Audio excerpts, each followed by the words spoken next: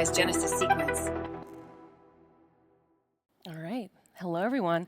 Usually I get to make some sort of joke about, finally getting to wake people up with something fun, but this has been a fun conference, and I can't make that claim, and I'm the last session. So last one, best one, right? This is going to be incredible, I promise.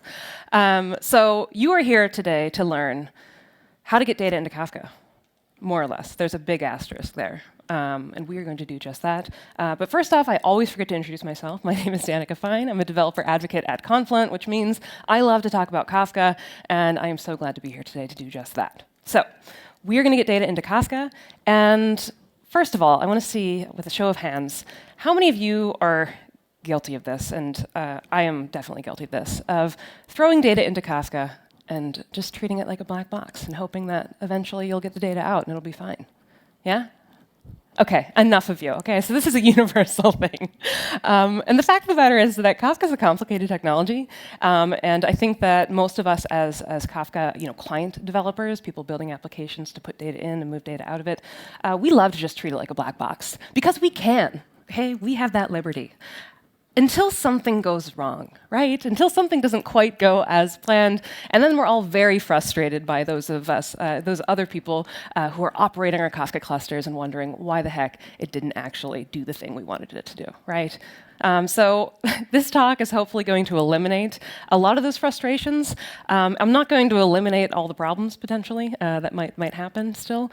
But at least you'll know where to go the next time something goes wrong, or where to look, or maybe even how to avoid some of the issues on your end as an application developer, OK? So we're going to get data into Kafka. We're going to follow this entire journey of trying to get some events onto disk on the broker. And this is actually a very complicated process. A lot has to happen under the hood for that to occur. And so we're going to use a motivating example that I think aligns well with this use case. And so to get data into Kafka, first of all, we need to have, figure out what data we're actually storing. And so because this is a long journey fraught with danger, I figured, why not hobbits?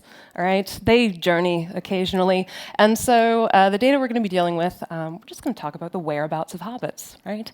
And so very simple schema we have here, and we chose a schema because we're not monsters, all right? We like to assign schemas to our Kafka topics.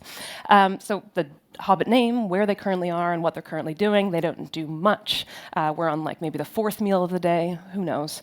And so we also have a topic that we want to store this data in, right? Hobbit updates. We'll keep it simple. And this has 6 partitions. We've got a replication factor of 3, cleanup policy delete.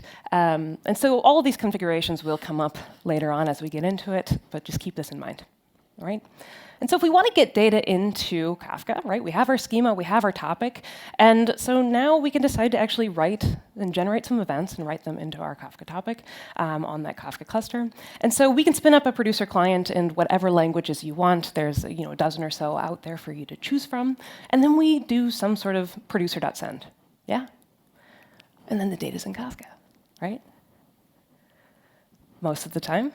I'm not here to scare you. We're not doing fear-mongering here, right? For all intents and purposes, when you call producer.send, yes, probably, your data is on its way to Kafka, and it will most likely be stored there, and you will not hit any issues, and it'll be fine. And so, unless you do hit an issue, and then it's not fine. And hopefully this talk helps you a little bit. But how this process actually occurs, all the steps we go through, it's kind of a long story, OK? And like I said, it's a journey. And thankfully, in most cases, it's abstracted away from us, and we can all be happy and move on with our lives. But here's actually what happens. Okay, you just hang out on your producer client and deal with the requests and response, and you're just happy. But behind the scenes, every time you issue a producer request to store that data, we have to go through all these stages before you can receive that response back. So first of all, take a breath. I know you've been frustrated before in trying to get your data into Kafka, but let's have a little grace because, wow, there's a lot that has to happen before it can be stored, right? All right, so we're going to get into all these today as we follow trying to produce this event into Kafka. But first, like any time we try to produce data into Kafka, we need to prepare to embark on this journey. And I think this aligns really well with our hobbit analogy here, because hobbits are stubborn creatures, right? You have to really do some convincing to encourage them to leave Hobbiton, to actually go on perilous journeys.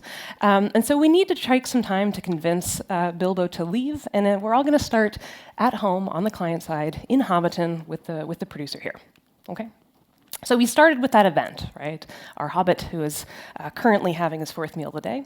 And so the first step in this process, anytime you want to write data into Kafka, is to first translate that event into bytes, right? Because our brokers only speak in bytes. They don't care about that nicely formatted object that you've built up in JSON. They don't care about it. So first step, we need to serialize that data.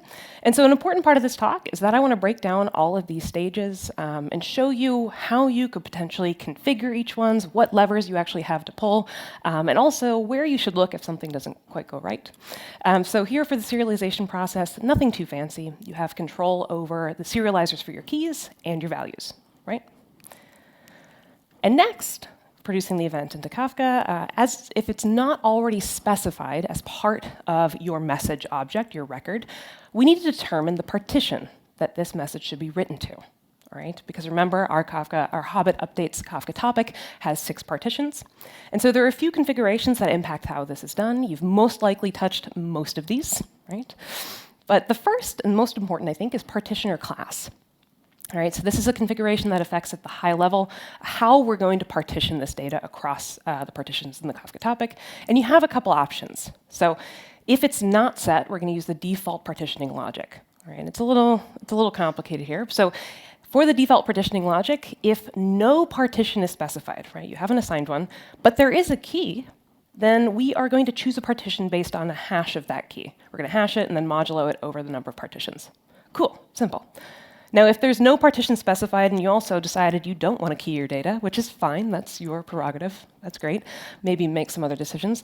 But if there's no partition and no key, then we're going to choose a partition that changes every time we send a new batch, right? We're going to send a couple messages to one partition, and then with a new batch of data, we're going to send it to another partition, and so on and so forth.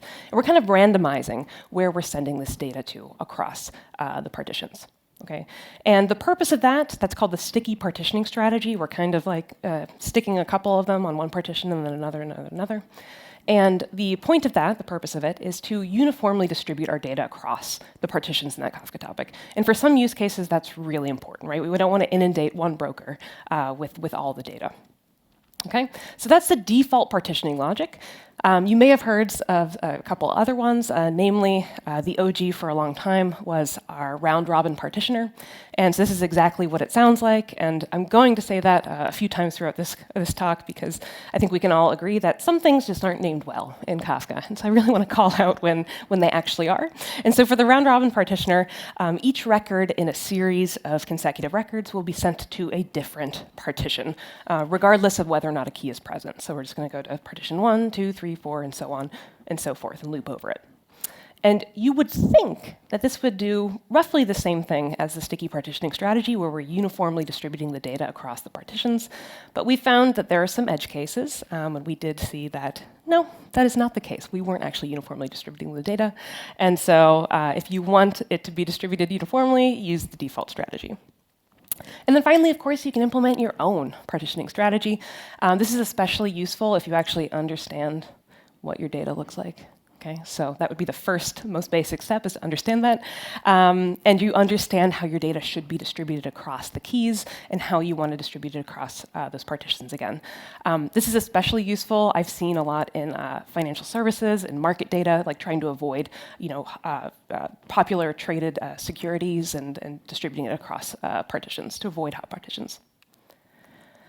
And so next for partitioning, we have a couple often, I think, forgotten configurations that are also pretty important. So here we have partitioner ignore keys, exactly what it sounds like, thankfully. If true, we're going to ignore keys for the purposes of partitioning. So if false, we're going to use them. So if you really want your data to be uniformly distributed, but you're still using keys, you want to have your cake and eat it too, you should not set the partitioner class, and you should set partitioner ignore keys to true. And then a few even lesser known configurations that I think are pretty cool. Partitioner adaptive partitioning enable. So when true, this looks at how fast the current set of brokers that you're sending data to are responding to receiving that data. And it's going to adapt to send more data to the faster brokers. Because remember, the purpose of uniformly distributing our data across those partitions is really to spread the load across the brokers. So if there are a couple brokers that are keeping up more than others, then we want to be able to send more data to them. Yeah. And in conjunction with that, we have partitioner availability timeout MS. So if a request to store data on a partition from a broker takes longer than this timeout, then we're going to ignore that partition for a little while and let that broker take a breath. Now, from here, all right, so we've serialized our data, we've partitioned it, and so we have a single message with our partition. We should be fine to send it off to the broker, right? But messages aren't always sent individually. All right, sometimes it's better for throughput, for latency, if we group our data together based on their destination partitions, destination broker, and then send them all at once as part of a batch, okay, as a single request. And so how many of you batch in your producers? How many of you aren't actually sure? Okay, a couple, okay. So there are a lot of really important configurations that have to deal with batching, and they all interact with each other in this beautiful dance, and you have to be careful as you start to pull these levers and choosing the values for these, okay? Because there's a lot of good that can come with batching. There's a lot of awful things that can come out of trying to batch improperly, so pay attention. So the first thing you'd want to control if you're trying to group data together to ship off to the broker is how much data you would try to group together, okay? And you can do this with batch size. And so keep in mind that a single batch is only going to contain records destined for one partition, okay, on one broker. And so the default is about 16 kilobytes. And a couple things to note here when you're trying to batch. First of all, if your records are larger than batch size, you are not batching, okay? So you should probably know what your data looks like. If this value is set to 0, then batching is entirely disabled, as per the first thing. If your batch size is set to something relatively small, then you're going to have more frequent sets of records sent off to the broker, right?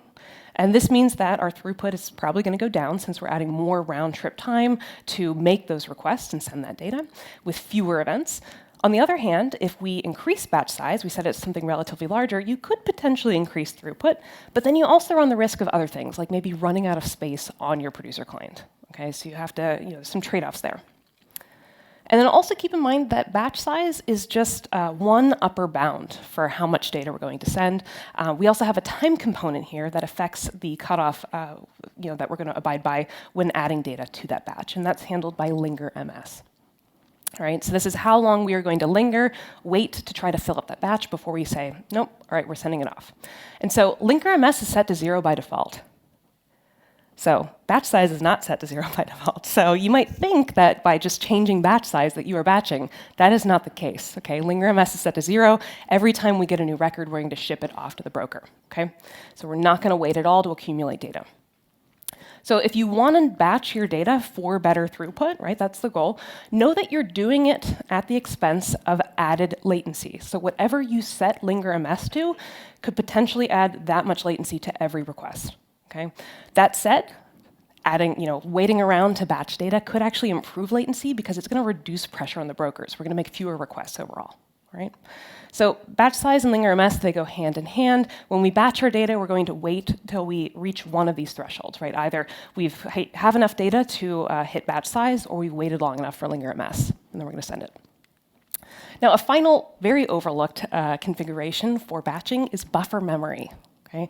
So while we're waiting to batch our records, that data has to be stored somewhere, all right? And it's going to be stored on the producer client, and the amount of space that we set aside to actually store that data is handled by buffer memory. So the default's about 32 megabytes. Know that the producer uses other memory as well if you're containerizing your clients. Okay? So obviously, buffer memory should be larger than batch size.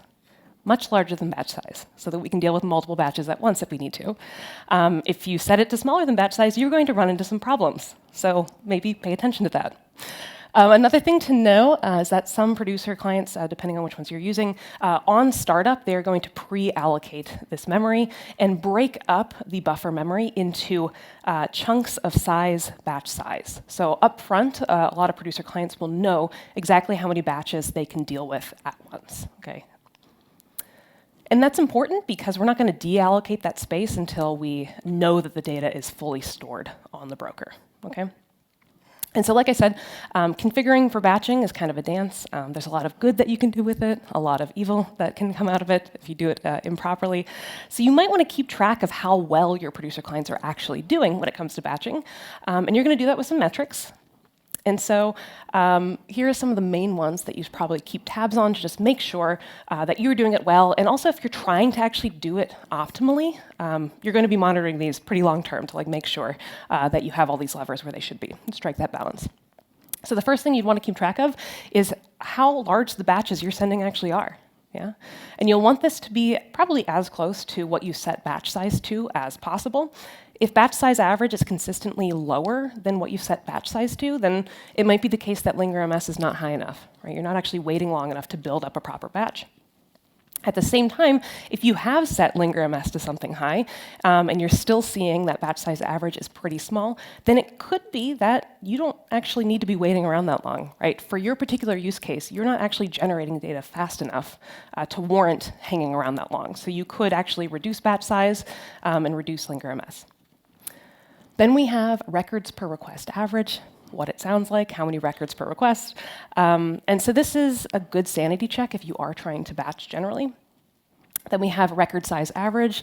Again, this is going to help you monitor for tuning. If the value for this is closer to or higher than what you've set batch size to, then your producers aren't even batching. So it's good to keep track of that. And then next also, because I said buffer, the buffer size is also really important. So we have buffer available bytes. So this is going to help you keep tabs of how much memory you have left available in that buffer memory slot that you've allocated. And again, this is important because we're not deallocating that space until that batch has been stored on the broker. So it's good to keep tabs on that and see if you need to tweak it. And then finally, we have record queue time average. So I haven't said anything about a queue yet, so this might feel out of left field. But while we're building up a batch, the records are effectively hanging out in a queue within that buffer memory space. So this value effectively shows how long we're lingering to fill the batches before sending those records off. How long are they hanging out in that queue before we eventually make the request? Okay. So once our batches are full, before they're sent, we have this optional stage where we can actually further compress those bytes, those records. And this compression process, like I said, actually takes a little bit of extra memory in addition to that allocated by the buffer memory value. So this is where you could run into some issues running out of space. By default, compression is disabled. This is controlled by the compression type configuration parameter. And there's a couple compression types available out of the box. Recommend Z standard as a good starting point. But I encourage you to check out the docs for more information on this. There have been a couple new additions to Kafka in the latest versions to help you further tweak how you compress that data. And so there's a lot of features available there. And then finally, right, we have our optionally compressed batch data that's grouped together by our topic partition that we are sending that data to. And we might have multiple batches of records formed in this way on the producer at the same time. And so we can now take those batches and we can send them to the broker as part of a single producer request. Okay. So every producer is going to maintain some socket connections to as many brokers as it needs to, where it knows it's sending data to. And they're going to send those requests using binary protocol over TCP.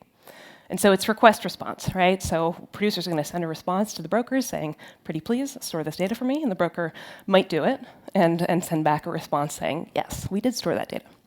And depending on how you configure this, your producer could actually wait to receive a response before moving on as well. So you have that option there.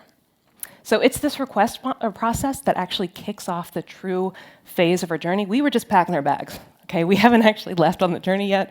But before you get ahead of yourself, there are some additional configurations to keep in mind for requests at this stage as well. And so the first thing you might want to configure with your producer request generally is max request size. So this is at a high level, it's going to control and limit how many batches we can actually ship off to the broker at once. The default is about 1 megabyte.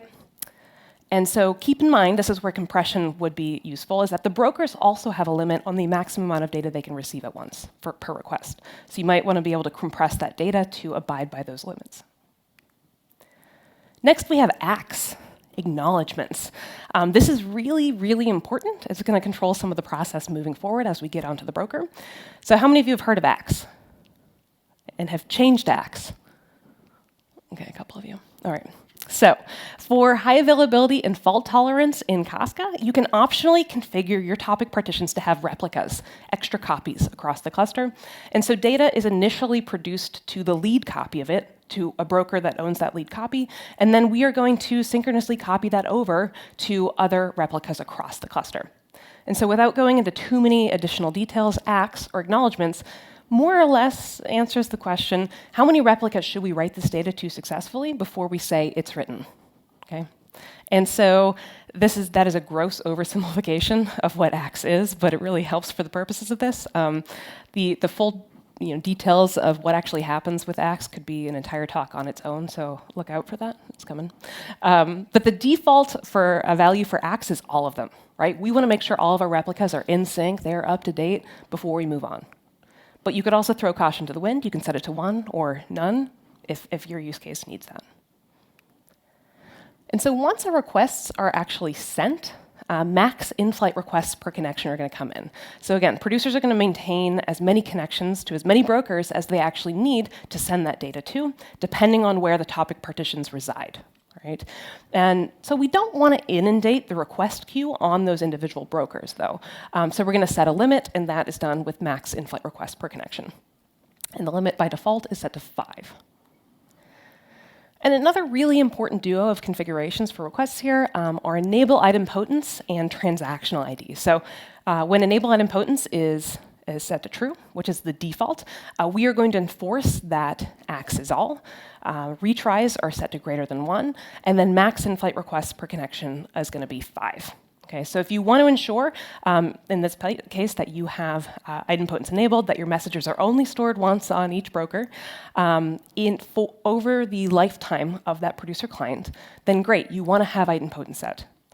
But if you care about your messages being stored once over, I don't know, maybe that producer client goes down when it comes back up, you want to avoid sending duplicate messages or losing data, then that's where transactions come in. Okay, so idempotence is not guaranteed over multiple producer sessions. Okay, so if your client goes down and comes back up, all bets are off. Okay, so enabling transactions are going to help you to maintain idempotence across those multiple lifetimes, the entire lifetime of all of those producer clients. And the first stage of enabling transactions is setting a transactional ID. And so that is just a string that you assign to that producer application so that every time it comes online, it has that same ID. It can use that along with additional metadata to actually set these transactions, and broker then can deduplicate data or ensure that we don't actually lose any information. Okay, and so setting transactional ID, again, it's just the first stage. You do also have to set up transactions within your producer client. Okay, so you have to start the transaction, commit the transaction as well. Sandwich in your producer events in the middle there. Okay, and then finally, we have request timeout MS. So once a request is actually sent off to the broker, this is the maximum amount of time that our producer client is going to wait before optionally retrying to send that data, or maybe throwing an exception if that's what we need to do. Retries themselves are handled by a couple additional parameters, but know that retries are set to infinite by default. And as we'll see throughout the rest of this talk, there's going to be a lot of metrics that relate to this whole processing of the request. But I wanted to highlight a few that are relevant to the stuff we just covered. And so first we have request rate. So generally this is the number of requests being made per second by that producer client. This is also the same that is covered on the consumer side as well, any client. And then we also have requests in flight. So this is a per producer metric that describes the number of requests currently in flight. And you can use this to sort of see how bogged down the brokers are, or whether your producer client is making an appropriate number of requests generally. And ideally, you'd want this value to be low to show that we're not making too many requests and also the broker is keeping up. And then finally, we have request latency average. So once the requests are actually issued to the broker, we're going to kick off a timer. And that timer isn't going to stop until the producer receives a response for that request that it issued, and this metric describes that amount of time. Okay, so now that we've dealt with everything we need to deal with on the producer side, we can finally issue this request off to the broker. But first, I wanted to kind of visualize this a little bit, because it's hard to, there's a lot of nested objects happening here. Okay, so we have our produce request, which at high level is bound by the max request size. And every request is going to have some additional metadata that we're shipping off with it. So in this case, for the produce request, we have our transactional ID if we're using transactions, then the ACKs that we are abiding by, and also the timeout MS that this producer is going to operate within. And then we have the actual payload of data that we are trying to produce to the cluster. And so you'll notice here that there could be a lot of different data sets that we're trying to write to, different Kafka topics. But this produce request is destined for a single broker. Okay, so we just have to ensure that all of these topic partitions live on that same broker. They'll be contained here. So in this case, we have not only the Hobbit updates topic that we are sending data to partitions 0 and 4 that happen to live on the same broker. We also have the dwarf updates topic where we're sending data to. And per a topic partition, right, for partition 0 of the Hobbit updates topic, we could also have multiple batches of data that we're shipping off to it at once. Okay, so this is kind of maybe the worst case scenario. It is not always going to be this way, that you have so many different data sets that you're touching within a produce request, but it is possible. Okay, and so we can finally issue this. I know, it took so long. We're 20 minutes into the talk, and finally, we can actually ship off this request to the broker for processing. And I want to point out here that we are now leaving the application developer domain.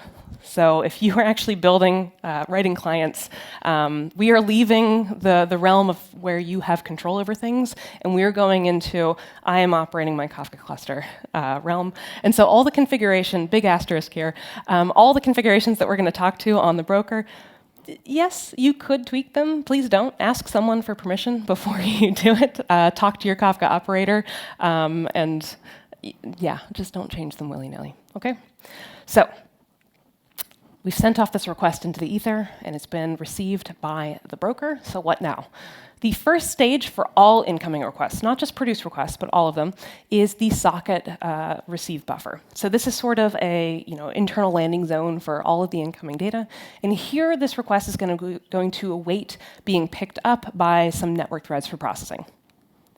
And so there are some low-level configurations that you could tweak at this point, but generally you won't have to, straight from those defaults. So we have the size of the socket receive buffer and the maximum size of the request that we can actually receive. And this is where this is that limit for all incoming requests where compression might be useful. Okay. So after a very short stay in the socket receive buffer, the data is going to be picked up, like I said, by an available network thread for processing from the pool. And so an important thing to note here is that whatever network thread actually picks up this request is going to follow that request throughout its lifecycle on the broker at this point. And so the first job of the network thread is to pick up the request from the socket receive buffer and form it into the type of request it is, right? Because the broker is processing so many different types of requests at any time. A produce request is just one of them.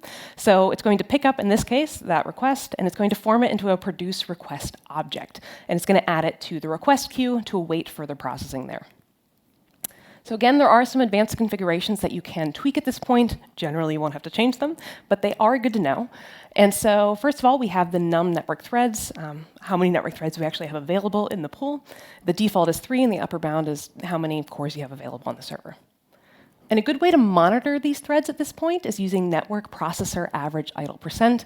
The values range from 0, meaning that the threads are fully utilized, to 1, meaning that the threads aren't busy. We want this to be closer to 1, right? And another short stint for our hero, our request. The requests are going to be added to the request queue to await further processing by the server IO threads. And so you have control over the request queue, the size of the request queue with queued max requests and queued max request bytes. And a general rule of thumb is to set queued max requests to the number of active clients that you have, that you anticipate. Okay? And this is going to help ensure that we have strict ordering of our messages. You can monitor the size of the request queue, as well as the amount of time that a request resides in that queue. And these metrics together are going to give you a pretty good idea of how well your IO threads are performing, and if your broker is generally overwhelmed.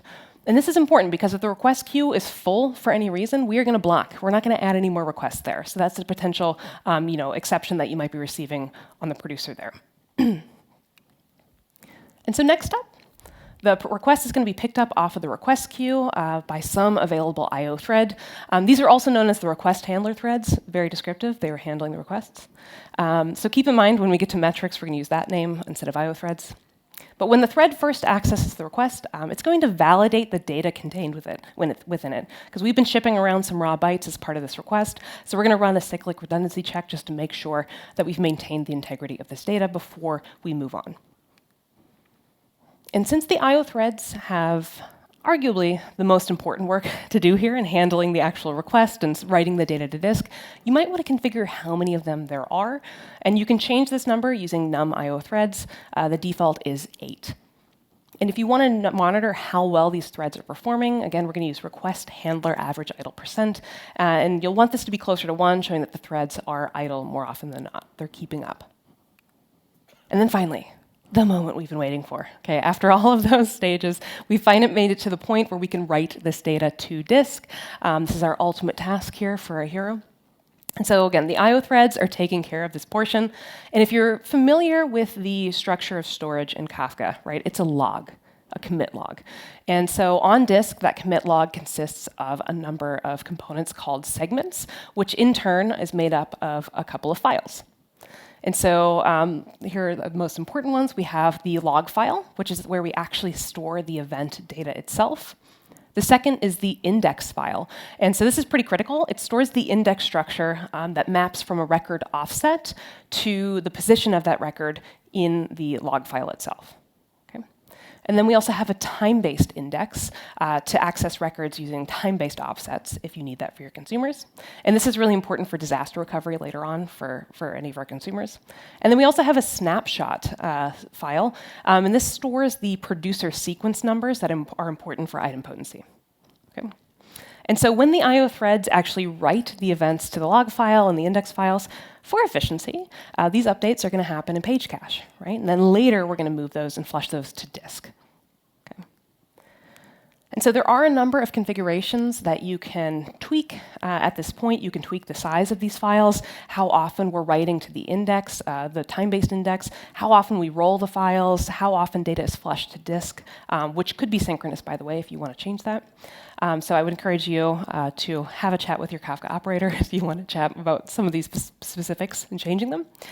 But some of these can be overridden at the topic level, right? So this is a broker-wide setting, but we can override them. The most important one, I think, is the cleanup policy that you may recall from the beginning when I outlined some of the configurations for our Kafka topic. We had set cleanup policy to delete, but your operator can set a broker-wide cleanup policy as well. And so the best way to monitor at this point, and I think the most important thing to monitor, is maybe how often we're flushing these files to disk, right? I want to make sure that we have this information durably stored. And you're going to do that with log flush rate and time ms.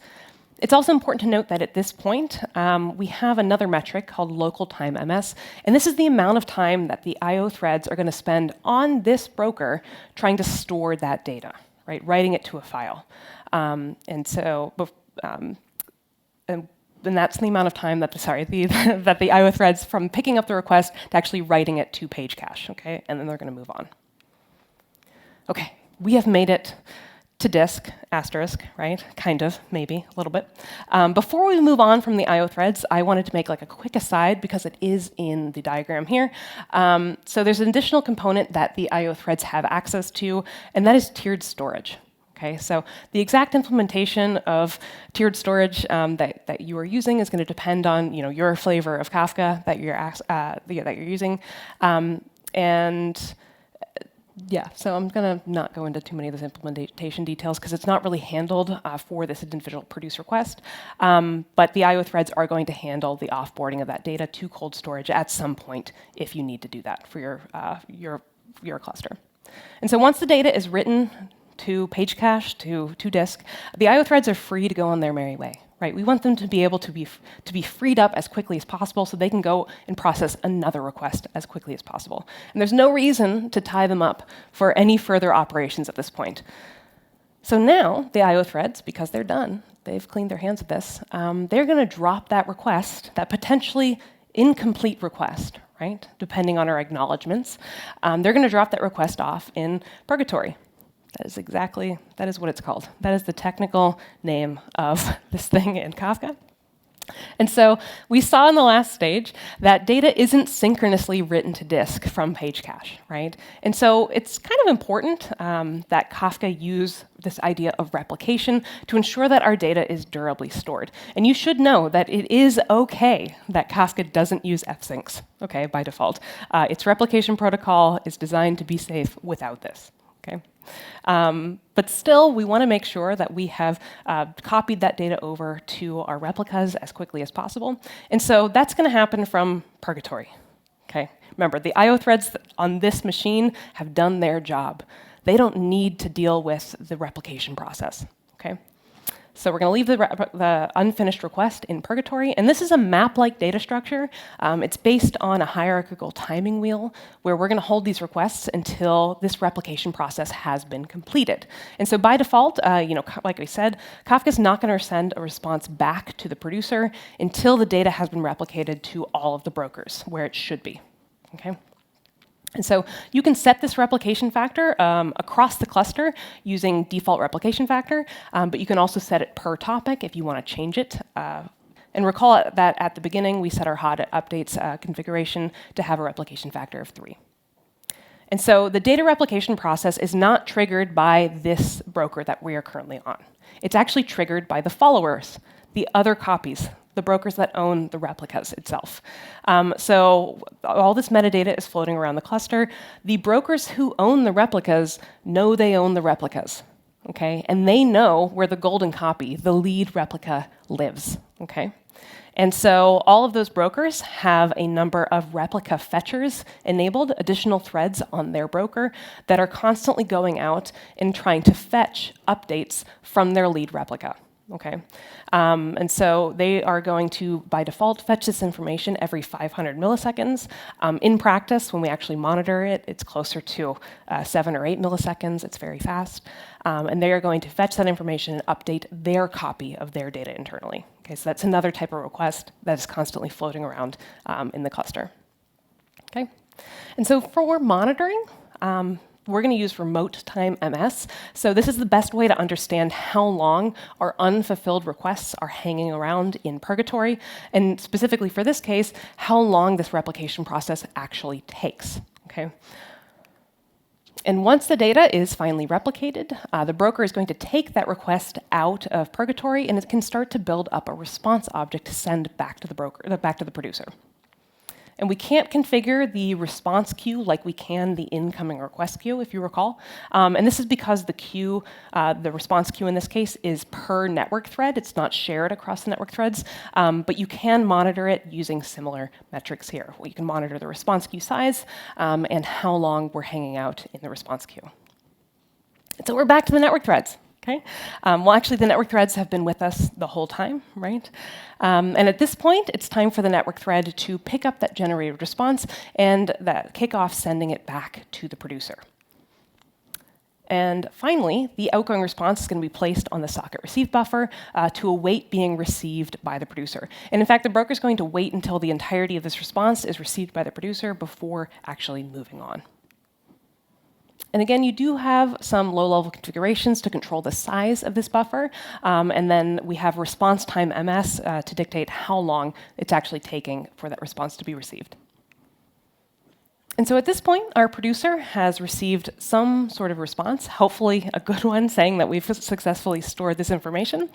And I wanted to show you a couple summary metrics to highlight this whole process. So total time MS is going to describe how long it takes from the moment we call producer.send to the point where we get a response back to that producer. And then we can break that down into a couple different stages. We have request queue time MS, how long we hang out in the initial request queue. Local time MS for how long it takes that broker to store data in page cache and flush to disk. And then we have remote time MS, how long it actually takes for those replicas to successfully fetch that information from purgatory. And then we have response time MS. You'll notice here that response queue time MS, how long we hang out in that queue, is not actually factored into total time MS. This is a very annoying implementation detail. So if you're adding up some of these metrics, you will find that they might not add up properly, and this is why. Okay, so now we can take a step back and appreciate the wonderful journey that we have been on here just to store the data on our broker. And so this happens every time. Every time. And so I look at this, and I am just appreciative that my data actually makes it into the Kafka cluster as often as it does. And I know, it's easy to treat Kafka like a black box, right? Toss it in, hope that it's there, and get it out later on. But I'm really hoping that in presenting you with some of these metrics and configurations, the next time it doesn't quite make it, you'll know at least where to start, right? And maybe some of the configurations on the producer side, if that's actually impacting it, or maybe be able to take some of what you know to your operator to try to tweak things on the broker and make it a little more efficient for your workflow, okay? And so I just also want to leave you with this, is that it's not just on the producer. Okay, this same journey also happens on the consumer side. So I have a similar talk on the consumer side if you're curious to see some of the configurations that impact that process as well. And it's not just the producer and consumer, it is all requests that come through the broker are going to flow through all of these similar stages before we can actually interact with our information, all right? So I hope that this is not the first time, or the last time. This might be the first time. I hope this is not the last time that you think about Kafka internals. I think it's a wonderfully complex technology. It's very interesting to dive in. And I think in this case, it's probably better and more useful for those of you that are building applications with Kafka to know some of this information. Don't just leave it to your operators, right? And so if you are curious to dive in more, here's a link to my link tree. And so in this, you'll find a number of resources that I find interesting, projects that I'm currently working on. But a most important link in there is a link to Confluent Developer, which is our developer portal. And so on that, you will find a couple of important things related to this talk. Getting started guides in all of the different client languages that are out there. So if you're curious to dive into some of the individual details on the clients, I would encourage you to check there. But then we also have a number of free courses ranging from beginner, if you want to take a step back and restart your journey, to more advanced. And we also have additional Kafka internals on there as well. All right. So I would encourage you to check it out. And yeah, thank you so much. I think I have a couple minutes for questions if anyone has them. Thank you.